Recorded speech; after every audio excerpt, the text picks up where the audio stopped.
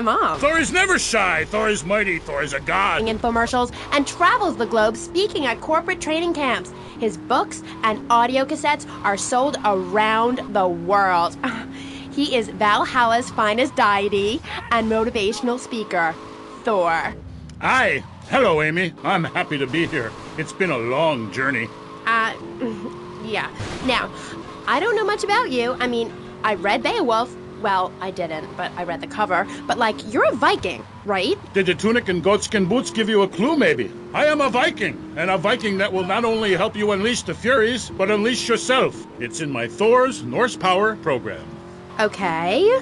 I'm a little confused. Well, I'm a lot confused. I was taught in school that Vikings were bloodthirsty and violent. An elder once told me, you must unlearn what you have learned. Of course, then he died of the Green Plague. There are some Vikings that are a bloodthirsty lot, yes, but no more than anyone else, really.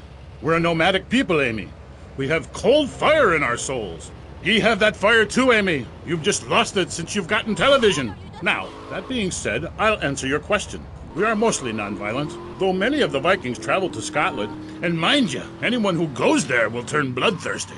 You can't understand what the lot are saying. It's all a for, recklin, a boot, dîner. It's enough to make you want to burn a village to the ground. That's why, in my cassette series, I talk about the importance of communication. You see, Amy, men and women live in different worlds.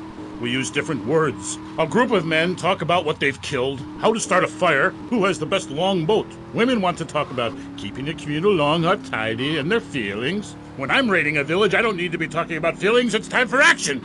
Great. So is that all there is to being a Viking? Pillaging? No, lass, no. Pillaging and battle are important, but we admire poetry as well. As long as it's poems about whacking someone in with a double-handed battle axe. What's holding you back, Amy? In Chapter 3 of my book, I talk about listening to the bloodthirsty water spirit. It's really quite important if you want to enter Valhalla. I think I went there last night. Oh, no, that was Malibu. But it's the same sort of thing. Valhalla was that golf club, wasn't it? So, 1983. But right, what does being a Viking have to do with anything? This is the 20th century. We have electricity, penicillin, jet planes, implants. Well, I don't, but I want some, but I heard the operation is really gross. You live like it's 982 AD or something. Mind ye tongue, wench, lest I cut it out. Deep down, all of you listening to me say, Thor, yes, I'd like to unleash the Viking within. Maybe you'll go camping once a year or hunting and wonder why it feels so natural. That's because it is! Too much of this denying your instincts. Men shaving. You know, deep down in the pit of your soul, you wish you could crouch in the grass with flies biting your face, afraid to move for fear of alerting the beasts, covering yourself with yak urine to thwart your smell. Then, a beast draws close. You pounce, bringing your battle axe on its skull. Man and animal at that moment, one and the same in a terrible beauty. Then you drag the carcass back to camp and celebrate by eating its heart. Some people, they only do this once in a lifetime. I do this every day, and so can you. All it takes is some positive thinking. Just attend my Unleash the Norse Within weekend. When you are finished, you will say, I am a god. Nobody can stop me. I crush my enemies and dance on their funeral pyres. This is very helpful for living in suburbia, Amy, and I should know. I really don't understand how. Oh, it's very helpful. Maybe a neighbor is tossing his leaf clippings on your lawn, or looking at your woman, or harboring desires regarding your longboat.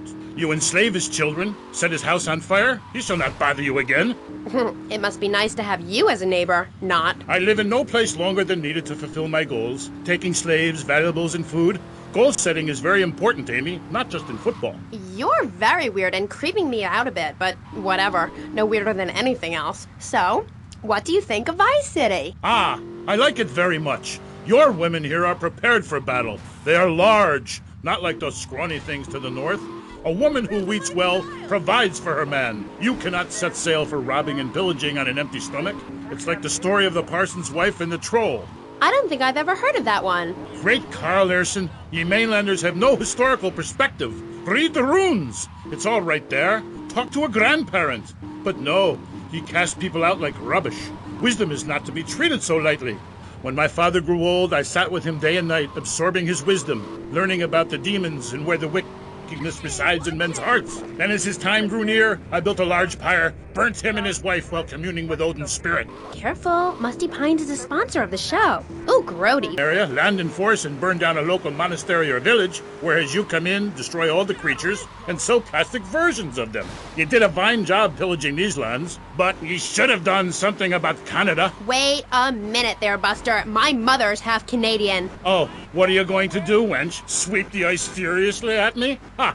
Socialized medicine? Nah, you did it all wrong. You should have continued to the north and finished things off. I talk about this in me motivational learning tapes. That, and beware the magpie. 'Tis the devil. Evil reigneth when darkness falls. Are you married? You seem like a tough character to live with. Aye, me wife Helga. What a hag.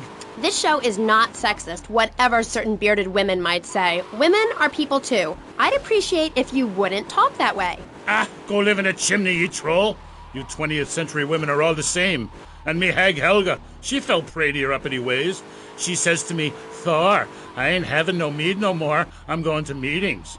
See? That's your problem. Soon as you sort something out, you have to go preaching from the rooftops to everyone else how to live, not pillage nor plunder no more, but live in boxes. Then she says, Thor, I'm getting me stomach stapled. I look fat, and now fitteth 2 yak skins, where previously 'twas only 1. I say, wench, don't come crying to me when we're in a longboat crossing the straits for 2 moons, and you're all skin and bones. A man needs something to grab onto. Aye, ain't her fault. A cursed pixie goblin got her. Pixie goblin? What kind of weird ancient nonsense are you talking about? Now, Thor, I've got to ask you, how old are you? I am as old as the fjords, as young as a newborn lamb. Are you shy about your age? Just lie about it, like my mom. Thor is never shy. Thor is mighty. Thor is a god. Question, you silly girl. Claude, I saw robots. Big fan, and that's praise indeed coming from me. I normally hate anything humanity has achieved since 1836. But one thing fascinated me. Claude, about the show, the pants. They were so tight, so fitted. How do you get such a marvelous, close, sequin figure hugging fit and still? Oh, and were the sequins a reference to lasers? Yes, my, I agree. Thanks for calling. That is an important question. You see, I'm an important person, and I especially think so. It is really important for people to see my form move through space in very tight pants, or the effect is ruined. Interpretive dance cannot be expressed in baggy clothing. It's like a violin parade. Otherwise, why have a love story with a manatee and the lasers? It's very important. You're kind of creepy. You're nothing like you are on the show. You're so funny there, joking with the family and putting out the fires started by the homeless guy and starting group hugs. But in real life, you're just plain creepy. You won't even tell us how old Jimmy is. All you talk about is Archie stuff like that nobody understands because it's complicated and how tight your pants are. That's not true. I also discussed love and passion and a manatee and the lasers. You, my dear, could use all 3. You, my dear, are a Philistine. I'm sorry, but this is one of the most degrading, debasing, horrific, unedifying, opportunistic things I have ever done in my life since that whole Rake's Progress lawnmower commercial. I feel dirty, like I just sat in something. You did. Our last guest was taken violently ill. Yes, well, such is the plight of radio. Rather than grumble like Leporello or a taxi driver about my duties cleaning the back seat, I shall bid you adieu. Okay, thanks, Claude. Next, we have a very important guest who doesn't dance like a weird jerk.